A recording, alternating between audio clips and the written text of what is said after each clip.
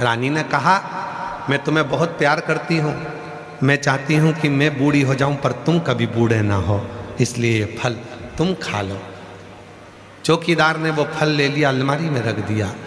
चौकीदार राजा के महल में एक नृत्यांगना नाचती थी, नाचने का काम करती थी।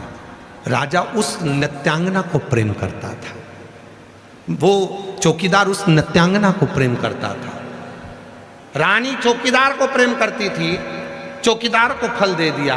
पहले समझ लें, भर्तरी प्रेम करते थे, पत्नी को दिया, पत्नी प्रेम करती थी चौकीदार को तो चौकीदार को दिया, चौकीदार प्रेम करता था एक नृत्यांगना को, एक वेश्या को जो नाचती थी। चौकीदार उस वेश्या के पास पहुंच गया, मैं तुम्हें बहुत प्रेम करता हूं, मैं तुम्हें बूढ़ा होते हुए नहीं देख सकता, इसलिए ये फल तुम खा लो, गुरु गोरखनाथ ने दिया था। अच्छा, तुम खाओगी ना, कभी बूढ़ी नहीं होगी। मैं तुम्हें बूढ़ा होते हुए नहीं देख सकता, मैं बूढ़ा हो जाऊंगा चल जाएगा, पर तुम बूढ़ी होकर मैं तुम्हें नहीं देख सकता। और वो फल उसने उस वेश्या को दे दिया। वेश्या राजा से स्नेह करती थी, साड़ी घूम के पहुंच गई वापस तुम्हारे पास।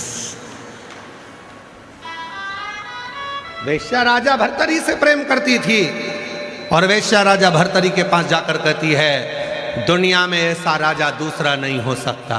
महाराज, मेरी इच्छा है ऐसा अटल राज्य आपका चले, इस फल को आप खा लो। राजा ने पूछा, ये कौन फल है? ये वो फल है जिसको आप खाओगे तो जवान रहोगे, कभी बूढ़े नहीं होगे। राजा ने उस वेश्या से पूछा, सत्य बताना, तुझे ये फल किसने दिया? चौकीदार ने। चौकीदार को बुलाया, तुझे फल किसने दिया? रानी ने। रानी को बुलाया कि फल तो मैंने तुझे दिया था, तूने इसको क्यों दिया? क्योंकि मैं इसको प्रेम करती थी। बस राजा ने अपना राज्य त्याग दिया और हरिद्वार में जाकर तप किया। हरिद्वार में तप क्या?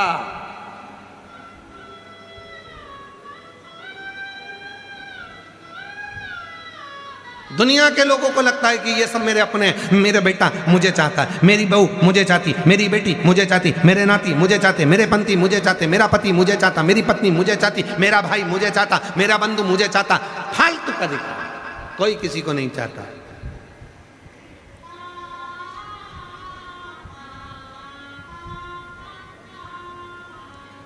शिव कथा कर रही है, इसलिए ये शिव महापुराण की कथा करी। खूब कमाओ, अपनी कैपेसिटी से ज्यादा 4 गुना कमाओ। मेहनत कम मत करना, परिश्रम कम मत करना, एजुकेशन कम मत करना, पढ़ाई खूब करो, अच्छी नौकरी के लिए अप्लाई करो, खूब मेहनत करो, 4 गुना कमाओ। और अगर व्यापार कर रहे हो तो अपनी मेहनत से ज्यादा कमाओ, 4 गुना ज्यादा कमाओ। अच्छी मेहनत कर कर जितना कमा सकते उतना कमाओ। अभी तुम्हारा शरीर चल रहा है, पर याद रखना, कमाना, पर उस कमाई का एक अंश, हम तो यहाँ तक कहेंगे, किसी को मत दो, अपने ऊपर खर्च करो, स्वयं के ऊपर फुल एंजॉय करो, अपनी जिंदगी मस्त जियो। अपनी जिंदगी मत दो किसी को। तुम अठन्नी किसी को नहीं दे सकते, मत दो। तुम 1 रुपया किसी को नहीं दे सकते, मत दो। कौन कहता है कि तुम दो? अपने ऊपर खर्च तो करो। हम अपने ऊपर ही खर्च नहीं कर। बेटा चला रहा एप्पल का मोबाइल, बाप चला रहा कीपैड। बेटा गया हेयर स्टाइल बनवाने, 500 रुपए दे के आ गया, और पिताजी लगे अपने हाथ से केची से छाटता फिरता। बेटा एक से बढ़कर एक जीन्स और टी शर्ट, और एक से बढ़कर एक परफ्यूम, एक से बढ़कर एक। और बाप सुबह अगरबत्ती लगाता है तो उसी के धुएं को अपने में चिपका लेता। आजा आजा, चिपक जा, खुशबू आएगी दिन भर मेरे शरीर में, चिपक जा। भगवान को अगरबत्ती घुमा रहा था, खुशबू वाली थी तो थोड़ी शर्ट के पास भी घुमा। कर्पूर गौरम कर्णावतारम संसार सा कुछ गेंद्रारम। अब लोग समझ रहे कितनी अच्छी आरती कर रहा है। आरती क्या खाक कर रहा है, खुशबू घुसेड़ रहा है। सब कर्पूर गौरम कर्णावतारम संसार सा। और बेटा 2 मिनट में परफ्यूम 700 का, ये लगाया ये लगाया। पिताजी वही गाड़ी को दिन भर रमा रहा है जो कन्यादान में मिली थी पापा की शादी में।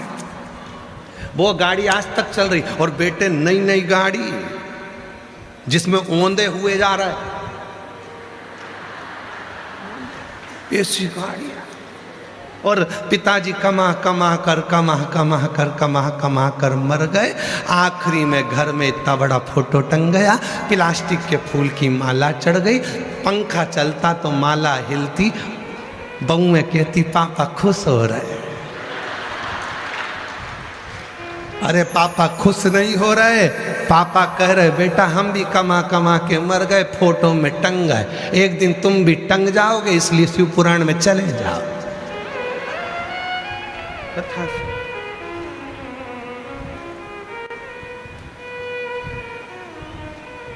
मौका मिला, करो भजन,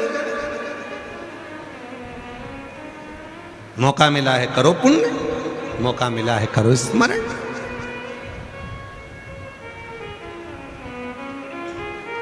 अरे मिलती है शिव नाम की दौलत कभी कभी,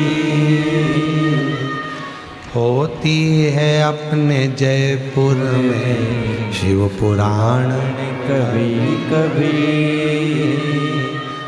दौलत को पाके तुम कभी अभिमान ना करो,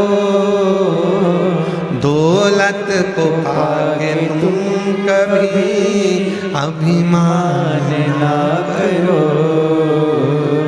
माटी में मिल जाए दौलत कभी कभी, माटी में मिल जाएगी दौलत कभी कभी। बेटों को पाके तुम कभी अभिमान ना करो, बेटों को पाके तुम कभी अभिमान ना करो, बन जाते हैं पड़ोसी है बेटा कभी कभी। मिलती है शिव नाम की दौलत कभी कभी, होती है अपने जयपुर में शिव पुराण कभी कभी।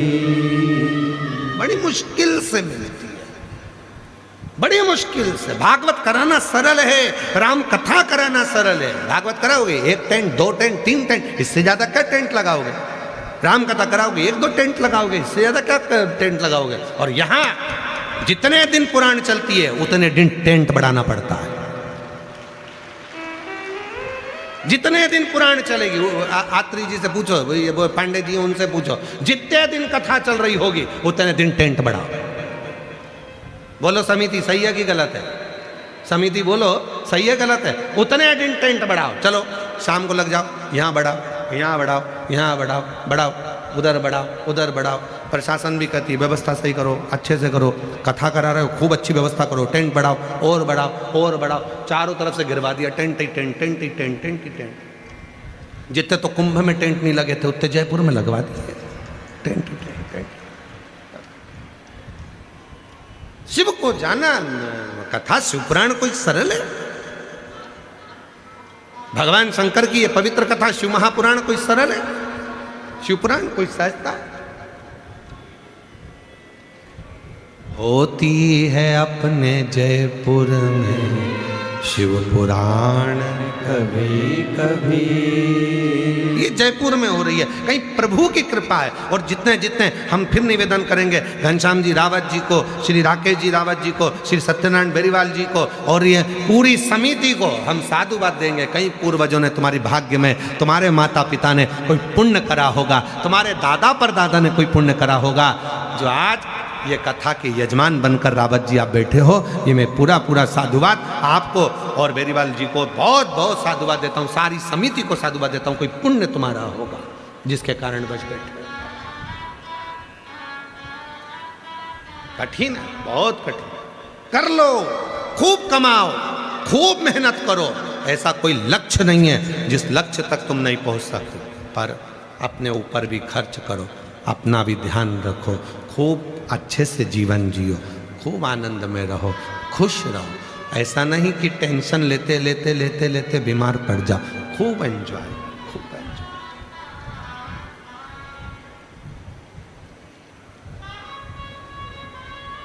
खुश रहो।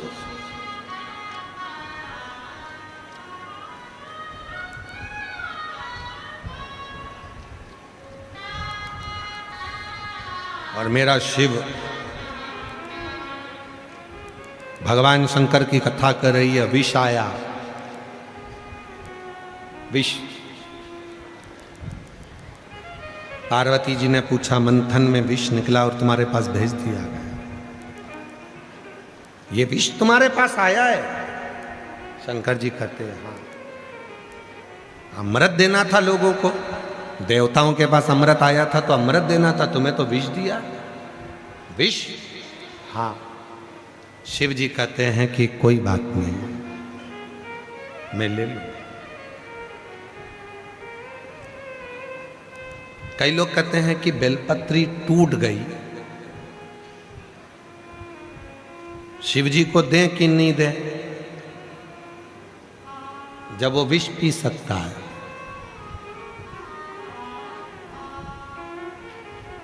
वो कहता है बेलपत्र टूट जाए ना चल जाएगा, पर तेरा दिल नहीं टूटना चाहिए। चलो, बेलपत्र टूट गया ना चल जाएगा, तेरा हृदय नहीं टूटना चाहिए। तेरा मन है मुझे देने का, दे दो। वैसे भी आज का जो समय है आदान प्रदान का हो गया। दीपावली आदान प्रदान की हो गई, मिठाई का डब्बा देना पड़ता है, फिर मिठाई का डब्बा लेना पड़ता है, वो उनको भेजेगा, उनको भेजेगा। शादी में जाओ तो रिटर्न गिफ्ट देना ही पड़ता है। बुलौआ माता पूजन का है तो रिटर्न गिफ्ट तो देना ही पड़ेगा। हल्दी का बुलौआ है तो रिटर्न गिफ्ट तो देना ही पड़ेगा। शादी हुई है तो रिटर्न गिफ्ट तो देना पड़ेगा। आदान प्रदान का जमाना है, आज का जमाना रह ही गया आदान प्रदान का। शादी की सालगिरह है, गिफ्ट दोगे तो वो भी रिटर्न गिफ्ट तुमको देगा। आदान प्रदान। त्योहार जितने रह गए सारे आदान प्रदान के रह गए। देख लो कितने त्योहार, आप निकालो सारे त्योहारों को, सारे त्योहार निकालो। अगर आप किसी को कुछ नहीं दोगे तो भाई मुंह फूल जाएगा, बताओ उसने हमको दिया नहीं। आदान प्रदान का जमाना हो गया, केवल लिया दिया जाता है। वहीं तक आज के समय में केवल त्योहार, केवल आदान प्रदान के रह गए, और जिसने देना बंद कर दिया लोगों ने उससे रिश्ता ही खत्म कर दिया। रिश्ता खत्म, केवल आदान। पर शिव कह रहे हैं, शंकर जी की कथा कर रही है, नहीं। कोई कहे कि बेलपत्र टूट गई, मैं शिव को दूं कि नहीं दूं? तेरा दिल नहीं टूटना चाहिए, तू दे दे, मैं स्वीकार कर लूंगा, मैं चाहूंगा। एक भगत की कथा आती है, बड़ी सुंदर कथा है। एक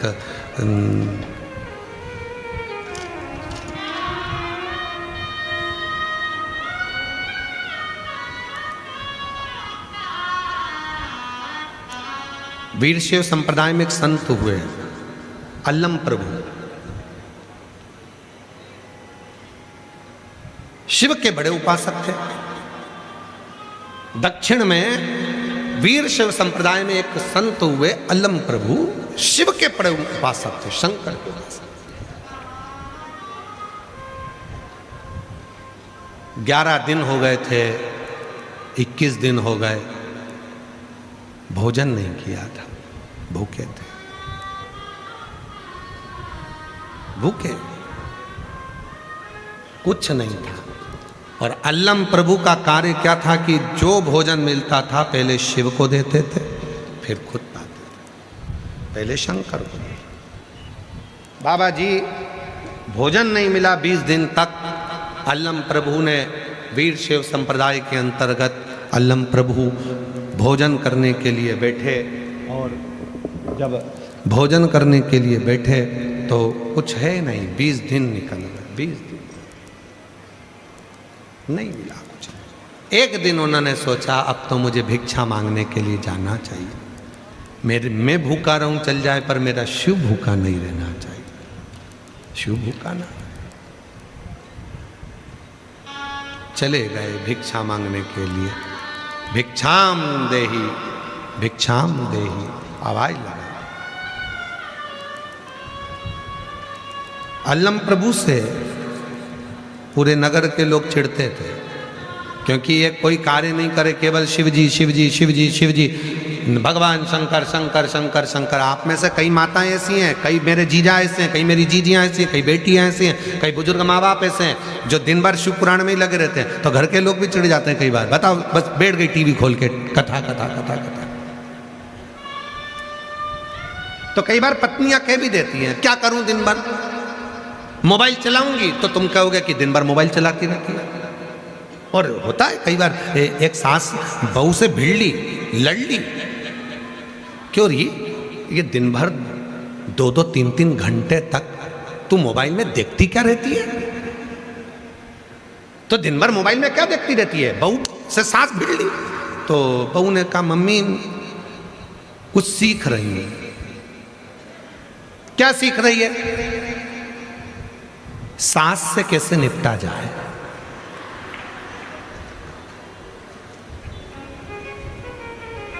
सास ने बेटे से कहा, कल मुझे भी मोबाइल ला के दे। बेटे ने कहा, मम्मी तू इतनी साल की हो गई, 80 साल की हो रही है, तू मोबाइल का क्या करेगी? 70-80 साल में आज तक तूने मोबाइल नहीं चलाया, तू क्या करेगी? मैं भी सीखूंगी बहू से कैसे निपटा जाए। मोबाइल पे सीख, इनसे निपटा कैसे जाए, ये होता है। तो शिव कथा कर रही है, दिन रात शिव शिव शिव शिव। कई माताएं ऐसी हैं जिनको कथा के बिना नींद नहीं आती। 5-10 मिनट जब तक वो कथा नहीं सुन ले तब तक उसे नींद नहीं आ। जब तक वो दिन में एक बार कुबेरेश्वर बाबा को नहीं देख ले, एक बार शिव पुराण की कथा भले 1 मिनट की सुने, पर जब तक उसके कानों में आवाज नहीं चली जाए तब तक उसको आनंद नहीं आता। कई माताएं ऐसी, कई भाई ऐसे, कई बेटियां ऐसी, कई बेटा ऐसे, वो सुने बिगड़ जाते नहीं। अब अल्लम प्रभु शिव शिव शिव शिव जपते, तो गांव के लोगों ने आज उनको भोजन नहीं दिया। भूखे 20 दिन निकल गए, कुछ ना मिला। अल्लम प्रभु एक बुढ़िया के दरवाजे पर गए, बुढ़िया के, और अल्लम प्रभु ने बुढ़िया के यहाँ जाकर आवाज लगाई, माँ, ओ माँ, भिक्षाम दे, भूख लगी है माँ। बुढ़िया ने हाथ जोड़कर कहा, बाबा जी 3 दिन से मैंने कुछ नहीं खाया। अल्लम प्रभु ने कहा, 3 दिन पहले क्या खाया था? रोटी थी एक 4 दिन पुरानी, और मिर्ची तोड़कर लाई थी, उसको पीस कर नमक डालकर उस मिर्ची की चटनी बनाई थी। मिर्ची की चटनी है क्या? नहीं। पुरानी रोटी है क्या? नहीं। वो मिर्ची का सिलबट्टा जिस पर तूने चटनी पीसी थी वो पत्थर है क्या? अल्लम प्रभु से उस बूढ़ी माँ ने कहा, हाँ, वो मिर्ची का सिलबट्टा है, वो मिर्ची पीसने वाला पत्थर है, वो सिलबट्टा है, मुझे वही ला दे। पत्थर? हाँ, बहुत भूख लगी है, वही ला दे। पत्थर? हाँ।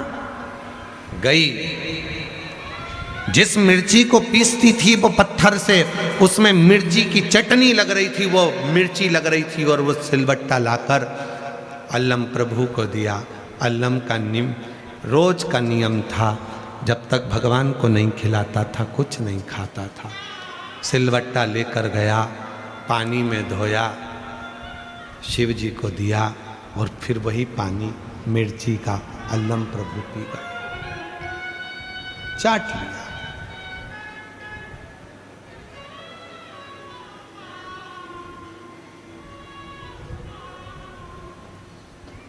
शिव प्रसन्न होकर, प्रकट होकर अल्लम प्रभु के सामने आए। अल्लम, तेरी भक्ति बड़ी प्रबल है, तू जो देता है, जो लेता